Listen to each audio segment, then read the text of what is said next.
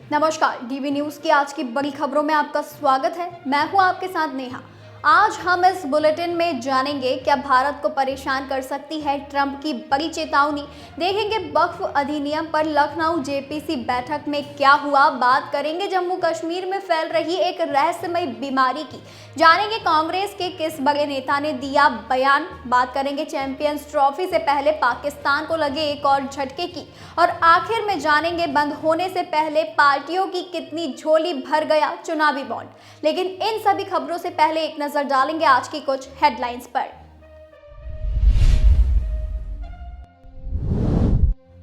अब सरकारी दफ्तरों के चक्कर काटने का झंझट होगा खत्म। आप दुनिया के किसी कोने में रहिए, व्हाट्सएप पर मिलेगा birth death certificate. Andhra Pradesh सरकार इस तरह की सुविधा करेगी लागू। दिल्ली विधानसभा चुनाव के मद्देनजर ठंडे प्रचार अभियान से राहुल और प्रियंका गांधी नाखुश। पार्टी नेताओं को रणनीति बदलने के दिए निर्देश। दिल्ली चुनाव के बीच समर्थकों के साथ आम आदमी पार्टी में शामिल हुए समाजसेवी महावीर बसोया। राज्यसभा सांसद संजय सिंह ने सभी नए सदस्यों का किया स्वागत। उत्तर प्रदेश के प्रयागराज में चल रहे महाकुंभ में शामिल होंगे प्रधानमंत्री नरेंद्र मोदी। जानकारी के मुताबिक नरेंद्र मोदी 5 फरवरी को महाकुंभ जाएंगे। इसके अलावा उपराष्ट्रपति जगदीप धनखड़ 1 फरवरी को महाकुंभ में होंगे शामिल। कुत्ते के बीमार पड़ने पर करवाया बड़े शहर में इलाज, मृत्यु होने पर मुंडवा दिए खुद के बाल। मध्य प्रदेश के राजगढ़ जिले से सामने आया अनोखा मामला, जिसने भी सुना रह गया दंग। कोलकाता कांड में आरोपी संजय रॉय को मिली उम्र कैद की सजा से नाखुश है सरकार। 24 घंटे में ही हाईकोर्ट पहुंच गई ममता सरकार। सरकार के कब्जे में आएगी सैफ अली खान के परिवार की भोपाल में स्थित 15,000 करोड़ की संपत्ति, कोर्ट से हटा स्टे।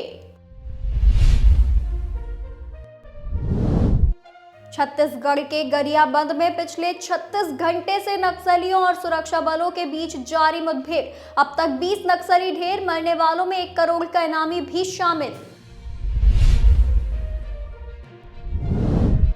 सैफ अली खान आज लीलावती अस्पताल से होंगे डिस्चार्ज। जहां हमला हुआ उस घर में नहीं रहेंगे एक्टर। आज पुलिस ने आरोपी के साथ रिक्रिएट किया सीन। देश के जाने माने उद्योगपति गौतम अडानी पहुंचे प्रयागराज महाकुंभ। इस्कॉन मंदिर में प्रार्थना के बाद भक्तों को बांटा प्रसाद। महाराष्ट्र में जल्द शुरू होगा नागपुर और गोवा को जोड़ने वाला एक नया एक्सप्रेसवे। 18-20 घंटे की जगह सिर्फ 8-10 घंटे में खत्म होगा सफर। वही ये तो थी आज की कुछ हेडलाइंस। अब चलिए रुक करेंगे आज की खास खबरों की ओर। राष्ट्रपति चुनाव जीतने के बाद 20 जनवरी को शपथ लेते ही डोनाल्ड ट्रंप ने आधिकारिक रूप से अमेरिका की सत्ता को संभाल लिया है। डोनाल्ड ट्रंप ने अमेरिका के 47वें राष्ट्रपति के रूप में शपथ ली है। दुनिया की सबसे ताकतवर कुर्सी पर बैठते ही ट्रंप ने कहा कि वह अमेरिकी लोगों को समृद्ध बनाने के लिए दूसरे देशों पर टैरिफ और टैक्स लगाएंगे। जी हाँ, डोनाल्ड ट्रंप ने कहा कि वह एक ऐसी एक्सटर्नल रेवेन्यू सर्विस बनाने जा रहे हैं जिसके जरिए विदेशों से ज्यादा पैसा अमेरिका आ सके। डोनाल्ड ट्रंप ने कहा कि वह अमेरिकी लोगों को बचाने के लिए सबसे पहले यूएस ट्रेड सिस्टम को सुधारने की दिशा में काम करना शुरू करेंगे। एक रिपोर्ट के अनुसार डोनाल्ड ट्रंप का कहना है कि वह वैश्विक आयात पर 10% का टैरिफ और चीनी सामान पर 60% टैरिफ लगाएंगे। इसके साथ ही कनाडाई और मैक्सिकन सामान पर 25% का इंपोर्ट सरचार्ज लगाएंगे। कनाडा और मैक्सिको के मामले में ट्रंप ने एक चेतावनी भी दी है। ट्रंप ने कहा है कि अगर इन दोनों देशों की सरकार अमेरिका में हो रहे अवैध प्रवास और ड्रग्स तस्करी को रोकने में नाकाम रहती है तो वह उन पर भी टैरिफ लगाना शुरू कर देंगे। भारत और अमेरिका एक दूसरे के साथ बड़े स्तर पर कारोबार करते हैं। ऐसे में ट्रंप की विदेशी सामान पर टैरिफ की चेतावनी चिंताजनक जरूर है। भारत में अमेरिका से आने वाले कई सामानों पर भारी टैरिफ लगता है। ऐसे में ट्रंप की ओर से भी विदेशी सामान पर अगर भारी टैरिफ लगाया गया तो इसका कितना असर भारत पर देखने को मिल सकता है। ट्रंप पहले भी भारत समेत कई ऐसे देशों की आलोचना कर चुके हैं जो अमेरिकी सामान पर भारी टैरिफ लगा रहे हैं। ट्रंप ने चेतावनी देते हुए कहा था कि अगर भारत जैसे देश अमेरिकी सामान पर भारी टैरिफ लगाएंगे तो अमेरिका भी उनके साथ बिल्कुल ऐसा ही नीति अपनाएगा। अक्सर भारत को कारोबार में अपना बड़ा सहयोगी बताने वाले डोनाल्ड ट्रंप ने कहा था कि अगर भारत हमारे सामान पर 100% टैरिफ लगाएगा तो क्या हमें इसके बदले कुछ नहीं करना चाहिए। ट्रंप ने आगे कहा था कि भारत हमें साइकिल भेजता है, हम उसे साइकिल भेजते हैं, लेकिन भारत हमारे सामान पर 100 से 200% तक भारी टैरिफ लगाता है। वहीं वक्फ अधिनियम पर गठित जेपीसी की बैठक मंगलवार को उत्तर प्रदेश की राजधानी लखनऊ में हुई। बता दें, भारतीय जनता पार्टी के सांसद और जेपीसी चीफ जगदम्बिका पाल की अध्यक्षता में हुई बैठक में सभी दलों के सांसद, यूपी सरकार के मंत्री पहुंचे। बैठक के बाद उत्तर प्रदेश सरकार में मंत्री दानिश अंसारी ने बताया कि आज की मीटिंग बहुत सकारात्मक रही। यूपी सरकार वक्फ संशोधन बिल के समर्थन में है। उन्होंने कहा कि सबकी भावना है कि गरीब मुसलमानों का कल्याण हो, वक्फ की जमीन रेगुलेट हो और सही उपयोग में आए। वहीं खालिद राशिद फिरंगी महली ने कहा कि हम लोगों को जेपीसी की मीटिंग में बुलाया गया है। हम उम्मीद करते हैं कि जो हमारे संशोधन है, हमारे जो मुद्दे हैं, उनका समाधान किया जाएगा। इसके अलावा यूपी सरकार में अल्पसंख्यक कल्याण मंत्री ओम प्रकाश राजभर ने कहा कि आज की मीटिंग में जो हितधारक हैं, उनसे जो आपत्तियां मिल रही है, उनके समाधान का काम किया जा रहा है।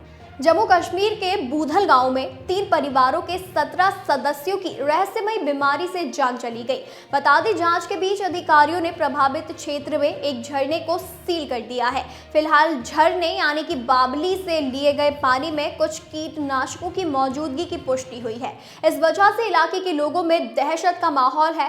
कोट रांका उपखंड के अतिरिक्त उपायुक्त दिल मीर ने एक आदेश में कहा कि बूधल गांव के झरने से लिए गए पानी के नमूनों में कुछ कीटनाशकों की पुष्टि हुई है।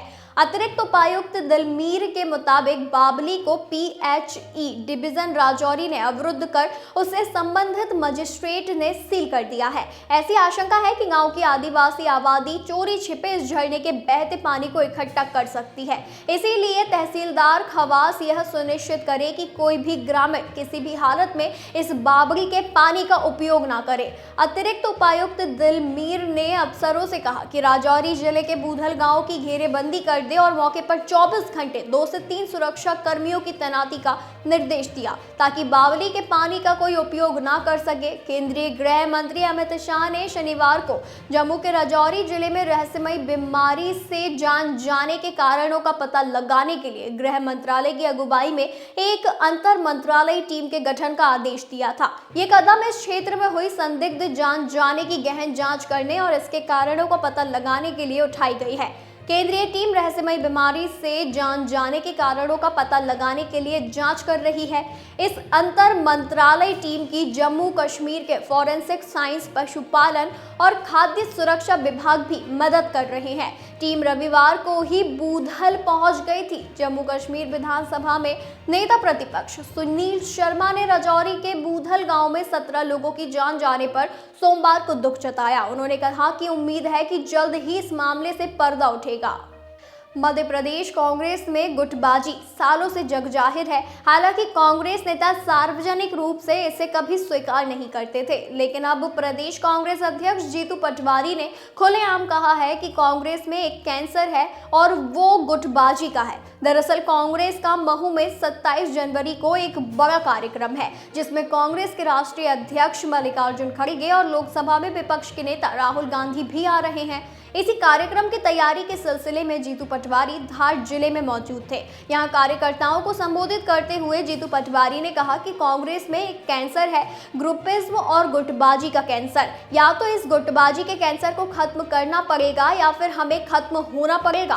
कार्यक्रम के बाद जब जीतू पटवारी वापस जा रहे थे तो पत्रकारों ने इस बयान पर उनकी प्रतिक्रिया लेने की कोशिश की तो जीतू पटवारी ने बीजेपी की गुटबाजी पर बोलते हुए कहा कि गोविंद राजपूत और भूपेंद्र सिंह एक दूसरे को गाली देते हैं। इंदौर में भी सुमित्रा महाजन के पोते के शोरूम पर बीजेपी पार्टी के लोगों ने हमला किया। बीजेपी के एक पार्षद ने दूसरे पार्षद के परिवार के साथ दुर्व्यवहार किया है। कैलाश विजयवर्गीय ने गुटबाजी का सच स्वीकार किया। जीतू पटवारी के इस बयान पर प्रतिक्रिया देते हुए बीजेपी प्रवक्ता नरेंद्र सलूजा ने कहा कि हम कहते थे कि कांग्रेस में गुटबाजी है, अंतर्कलह जमकर है, तो जीतू पटवारी मना करते थे। हमने कांग्रेस की पॉलिटिकल अफेयर्स कमेटी की बैठक में कमलनाथ और दिग्विजय सिंह द्वारा जीतू पटवारी को आड़े हाथों लेने का मामला उठाया तो पटवारी मना करते रहे और कमलनाथ ने 24 घंटे बाद झूठा ट्वीट भी करवा दिया। अब नेता प्रतिपक्ष उमंग सिंघार के क्षेत्र धार जिले में जीतू पटवारी खुद कह रहे हैं कि कांग्रेस में गुटबाजी है। अब हम जीतू पटवारी से पूछते हैं कि वो कांग्रेस में गुटबाजी का कैंसर किसे मानते हैं, कमलनाथ को, दिग्विजय सिंह को या उमंग सिंघार, अरुण यादव, अजय सिंह को? उन्हें खुद ही स्पष्ट करना चाहिए। बता दें कि पाकिस्तान और दुबई में होने वाली आगामी आईसीसी चैंपियंस ट्रॉफी से एक नया विवाद सामने आया है। खबरों के मुताबिक भारत ने अपनी टीम की जर्सी पर पाकिस्तान यानी मेजबान देश का नाम छापने पर आपत्ति जताई है।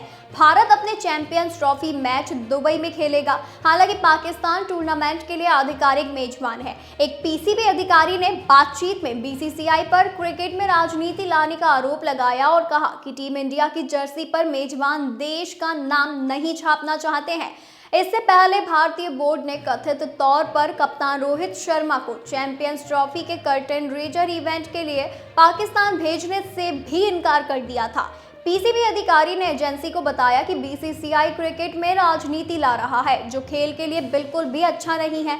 उन्होंने पाकिस्तान की यात्रा करने से इनकार कर दिया। वे अपने कप्तान यानी पाकिस्तान को उद्घाटन समारोह के लिए नहीं भेजना चाहते हैं। अब ऐसी खबरें हैं कि वे नहीं चाहते कि मेजबान देश यानी पाकिस्तान का नाम उनकी जर्सी पर छपा हो।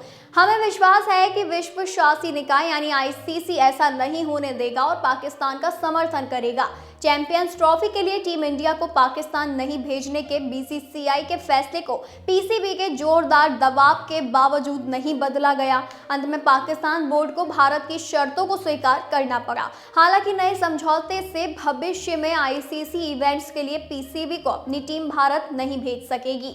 चैंपियंस ट्रॉफी की शुरुआत में अब तकरीबन 1 महीने का समय बाकी है, लेकिन नए विवाद सुर्खियों में बने हुए हैं। क्षेत्रीय दलों ने वित्त वर्ष 2023-24 में अपनी आय का बड़ा हिस्सा इलेक्टोरल बॉन्ड्स के जरिए हासिल किया, जो 15 फरवरी 2024 को सुप्रीम कोर्ट द्वारा रद्द कर दिए गए। चुनाव आयोग को जमा की गई वार्षिक ऑडिट रिपोर्ट्स के मुताबिक ये जानकारी सामने आई है।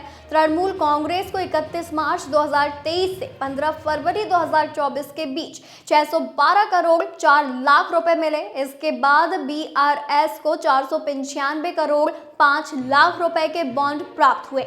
इसके अलावा बीजेडी को 245 करोड़, टीटीडी को 174 करोड़ रुपए, वाईएसआर कांग्रेस पार्टी को 121 करोड़ रुपए, डीएमके को 60 करोड़ रुपए, जेएमएम को 11 करोड़ 5 लाख रुपए और सिक्किम डेमोक्रेटिक फ्रंट को 5 करोड़ 5 लाख रुपए मिले हैं। टीएमसी की कुल आय का 95% हिस्सा बॉन्ड से आया है, जबकि बीआरएस के लिए यह 72%, बीजेडी के लिए 82%, टीडीपी के लिए 61%, वाईएसआरसीपी के लिए 64%, डीएमके के लिए 33%, वहीं जेएमएम के लिए 73% था। पिछले वित्त वर्ष में आपकी आय का 54% हिस्सा पोल बॉन्ड के जरिए आया था। 4 नेशनल पार्टियों में से जिनकी 2023-24 की वार्षिक ऑडिट रिपोर्ट चुनाव आयोग की वेबसाइट पर मौजूद है, सिर्फ आपने चुनावी बॉन्ड के जरिए योगदान का ऐलान किया है। हालांकि आपकी 2023-24 की रिपोर्ट में चुनावी ट्रस्टों से किसी भी दान की घोषणा नहीं की गई है। इसीलिए ये मान लेना सुरक्षित हो सकता है कि बॉन्ड से दान के तहत दिखाए गए पूरे 10 करोड़ 1 लाख रुपए बॉन्ड से आए हैं। ये आपके जरिए 2023-24 में घोषित कुल आय का 54% से ज्यादा है। हालांकि चुनावी बॉन्ड के जरिए से डीएमके को पिछले वर्ष वर्ष की तुलना में 2023-24 में 65% की गिरावट आई, जबकि बीआरएस में 6.3% की गिरावट आई। 4 राष्ट्रीय दलों बीएसपी, आप, सीपीएम और नेशनल पीपल्स पार्टी के जरिए साल 2023-24 के लिए घोषित कुल आय के संबंध में बीएसपी की आय सबसे ज्यादा 64 करोड़ 8 लाख रुपए थी। उसके बाद आपकी आय 22 करोड़ 7 लाख रुपए, एनसीपी की आय 22 करोड़ 4 लाख रुपए और सीपीएम की आय 16 लाख 8 हजार रुपए थी। वही ये तो थी आज की हमारी कुछ बड़ी और खास खबरें। ऐसी ही खास खबरों को जानने के लिए बने रहिए डीवी न्यूज के साथ।